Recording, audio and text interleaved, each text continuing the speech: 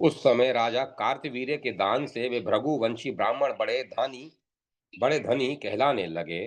घोड़े और रत्न आदि प्रचुर संपत्ति से जगत में उनकी अपार ख्याति हो गई। राजन सहस्त्र अर्जुन ने बहुत समय तक पृथ्वी पर राज्य किया। उनके स्वर्गवासी होने के पश्चात है वंशी क्षत्रिय बिल्कुल निर्धन हो गए। एक समय की बात है, उन क्षत्रियों को धन की विशेष आवश्यकता पड़ी। नरेंद्र धन मांगने के विचार से उन भृगुवंशी ब्राह्मणों के पास गए। नम्रता पूर्वक उन्होंने ब्राह्मणों से बहुत से धन की याचना की, किंतु उन लोभी ब्राह्मणों ने कुछ भी धन नहीं दिया। वे बार बार यही कहते कि हमारे पास धन नहीं है। ये है वंशी क्षत्रिय हमें अवश्य भय पहुंचाएंगे। यह समझकर कितने ही ब्राह्मणों ने तो अपनी प्रचुर संपत्ति जमीन में गाड़ दी और बहुतों ने दूसरे ब्राह्मणों के यहाँ छिपा कर रख दी थी। ये लोभ के कारण उन ब्राह्मणों का विचार नष्ट हो चुका था। अतएव अपने यजमानों को दुखी देखकर भी वे दुख देने के लिए प्रस्तुत नहीं हुए। साथ तदंतर बहुत से है वंशी प्रधान क्षत्रिय जो धन के अभाव से महान कष्ट पा रहे थे, द्रव्य प्राप्ति के लिए भृगुवंशी ब्राह्मणों के आश्रमों पर पहुंचे। देखा ब्राह्मण आश्रम छोड़कर चले गए थे। तब उन क्षत्रियों ने द्रव्य पाने के लिए वहां की जमीन को खोदना आरंभ कर दिया। इसी बीच किसी एक व्यक्ति की दृष्टि घर में गाड़े हुए धन पर पड़ गई।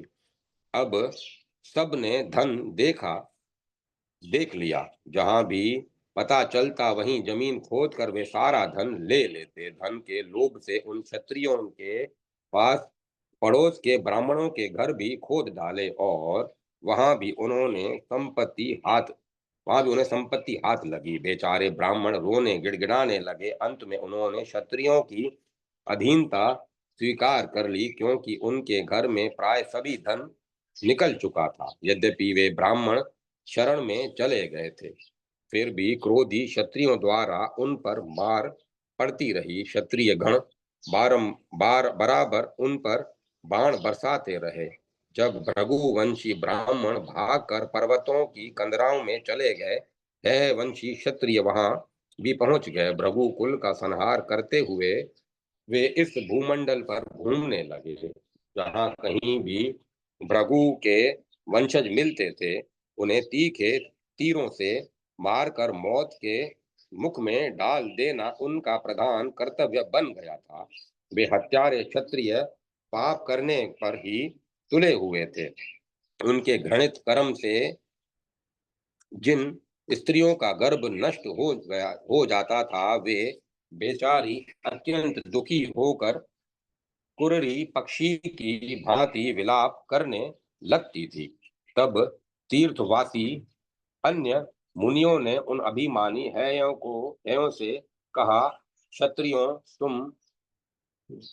ये छोटी वाली मशीन फंसी रहा है, ये देख लो। तुम ब्राह्मणों पर इतना भयंकर क्रोध मत करो। यह बड़ा ही अनुचित कर्म है। तुम्हें ऐसा निंद कर्म नहीं करना चाहिए। जो भृगुकुल की स्त्रियों के गर्भ का भी उच्छेद करने में तुम तत्पर हो गए हो। क्षत्रियों, जब पुण्य अथवा पाप उग्र और असीम हो जाता है, तब उसका फल इस जन्म में ही सामने आ जाता है। अतः कल्याणकामी पुरुष को ऐसा निंदित कर्म नहीं करना चाहिए। अब क्रोध में भरे हुए है संज्ञक क्षत्रिय उन परम दयालु मुनियों से कहने लगे, आप सब लोग साधु पुरुष हैं, ये पाप कर्म क्यों किए जाते हैं? इसका रहस्य आप ही जानते हैं। हमारे पूर्वज बड़े महात्मा पुरुष थे। कूटनीति के विशेषज्ञ इन ब्राह्मणों ने उन्हें धोखे में डालकर सारा धन उन इस प्रकार छीन लिया, जैसे किसी पथिक की संपत्ति ठग छीन ले। बगुले के समान स्वभाव वाले ये ब्राह्मण महान दम्भी हैं। कार्यवश हमें प्रार्थना पूर्वक इनसे धन मांगा, किंतु इन्होंने देना स्वीकार नहीं किया। हम इनके यजमान हैं, हम महान कष्ट भोग रहे हैं, यह बात इनसे छिपी नहीं थी। हमने थोड़े से पैसे तक मांगे, किंतु उनके मुख से बार बार यही निकलता रहा कि हमारे पास कुछ भी नहीं है। धन पास रहने पर भी हमारी प्रार्थना को इन्होंने बिल्कुल ठुकरा दिया। महाराज कार्तवीर ने जब इन्हें अपनी संपत्ति सौंप दी, तब किस प्रयोजन से ये उस धन की इतनी सार संभाल करते रहे। न इन्होंने कोई यज्ञ किया और न याचक ही मांगने पर उनसे कुछ पा सके। ब्राह्मणों का तो कर्तव्य यह है कि कभी किसी प्रकार भी धन का संचय न करें, विधि पूर्वक यज्ञ करें, दान दें तथा सुख सुविधा के लिए खाने पीने में व्यय करें। विप्रों, ऐसा बताया गया है कि धन रहने पर राजा, चोर, अग्नि और धूर्तों द्वारा महान भय उपस्थित हुआ करता है। जिस किसी प्रकार से भी धन अपने रक्षक को त्याग ही देना चाहता है, अथवा धन का संग्रह करने वाला व्यक्ति स्वयं मरकर उससे अलग हो कठिन दुर्गति भोगता है। इन सभी नियमों से परिचित रहने पर भी हमारे ये पुरोहित लोभ के कारण संशयग्रस्त रहें। दान, भोग और नाश, इस प्रकार धन की तीन गतियां हैं। पुण्यात्मा पुरुषों का धन दान और भोग में खर्च होता है, तथा पापी यूं ही अपनी संपत्ति से वंचित हो जाते हैं। जो कृपण मानव न तो धन दान करता, न खाने पीने में खर्च करता, केवल संचय किए रहता है, उसे महान कलेश भोगने पड़ते हैं। राजा को चाहिए कि उसे भली भांति दंड दे। इसीलिए गुरु कहलाने वाले इन अधम ब्राह्मणों को मारने के लिए हम प्रस्तुत हुए हैं, ये बड़े ही धूर्त न करें। व्यास जी कहते हैं, इस प्रकार आश्वासन देने के पश्चात उन संज्ञ क्षत्रियों ने अपना कुकार्य चालू रखा। धन के लोभी इन क्षत्रियों ने ब्राह्मणों को बहुत ब्राह्मणों को बहुत सताया। मन माना पाप कर्म करने वाले ये दुष्ट ब्राह्मणों का संहार करने में सफल प्रयास हो गए। मनुष्यों के अंतःकरण में रहने वाला लोभ ही महान शत्रु है। इसे संपूर्ण दुखों की खान कहा गया है। यह दुखदायी लोभ प्राण का वियोग भी करा देता है। संपूर्ण पापों की जड़ यह लोभ ही है। लोभ के लोभ में पड़कर मानव तीनों वर्णों का निरंतर शत्रु बना रहता है। इसी कारण इसे संपूर्ण दुख भोगने पड़ते हैं।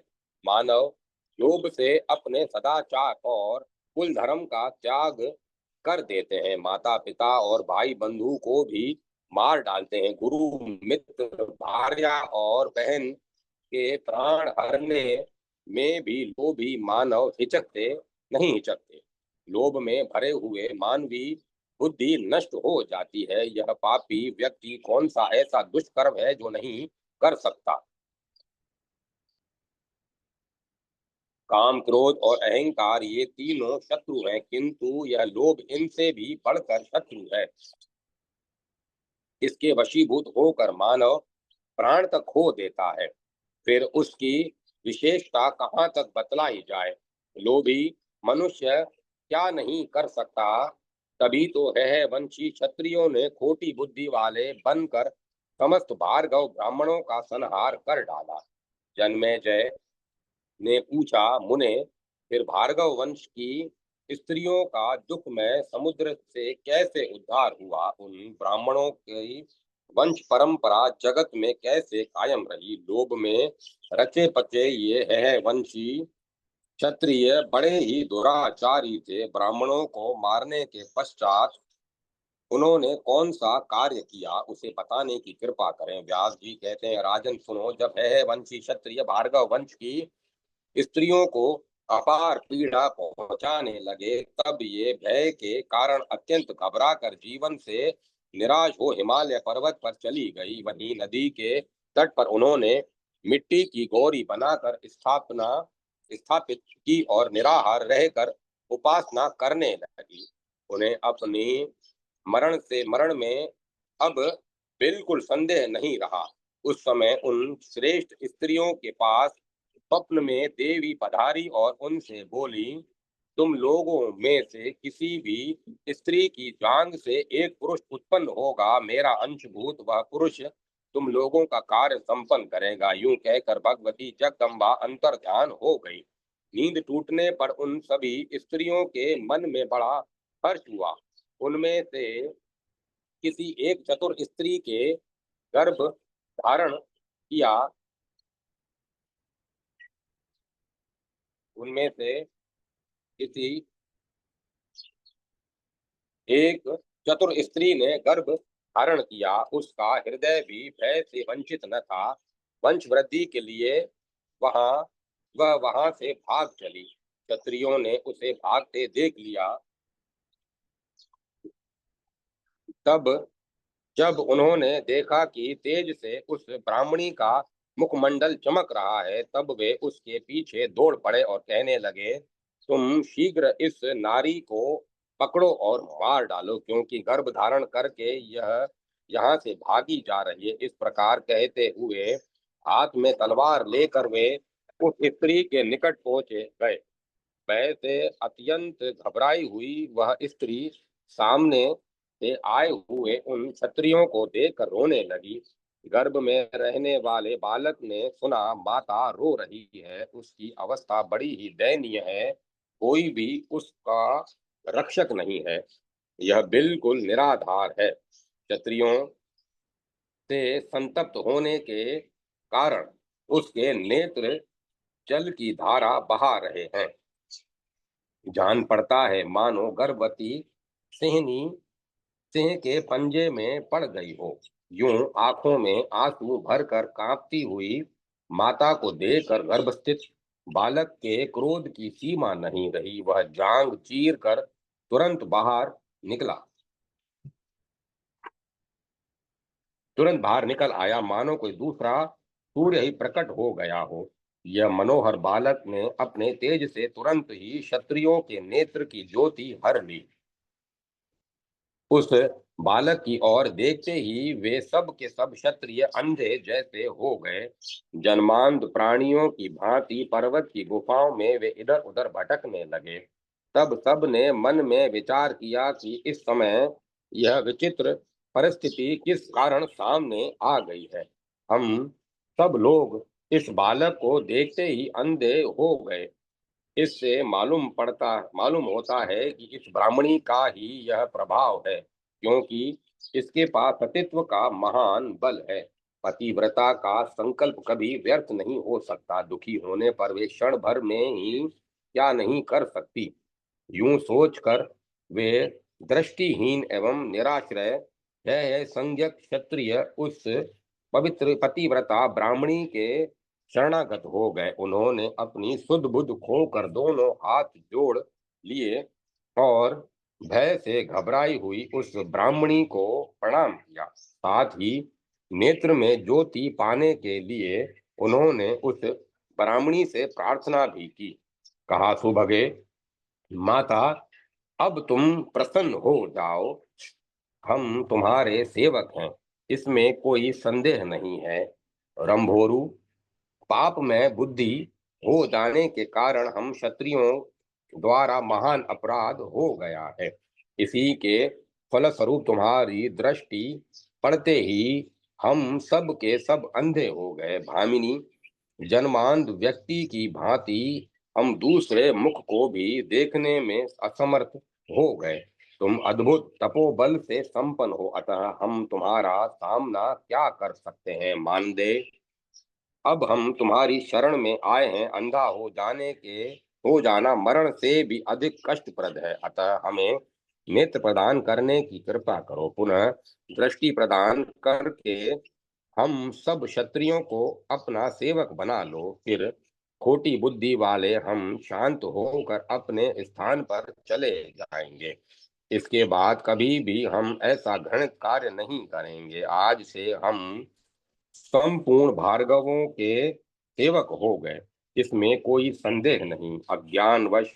हमारा अज्ञानवश हमारे द्वारा जो अपराध हो गया है उसे क्षमा करो। सबसे अब से कभी भी भार्गवों के साथ क्षत्रियों का वैर भाव नहीं होगा। हमारे इस प्रतिज्ञा पर प्रतिज्ञा कर लेने के पश्चात हम है वंशी क्षत्रियों के साथ तुम्हें सुखपूर्वक समय व्यतीत करना चाहिए। सुश्रोणी, तुम पुत्रवती होकर रहो, हम तुम्हारे शरणापन हैं। कल्याणी, तुम प्रसन्न हो जाओ, अब हम कभी भी तुमसे द्वेष नहीं करेंगे। व्यास जी कहते हैं, राजन, है संज्ञक क्षत्रियों की उपर्युक्त बातें सुनकर ब्राह्मणी के आश्चर्य की सीमा न रही। हाथ जोड़कर सामने खड़े हुए नेत्रहीन उन क्षत्रियों को आश्वासन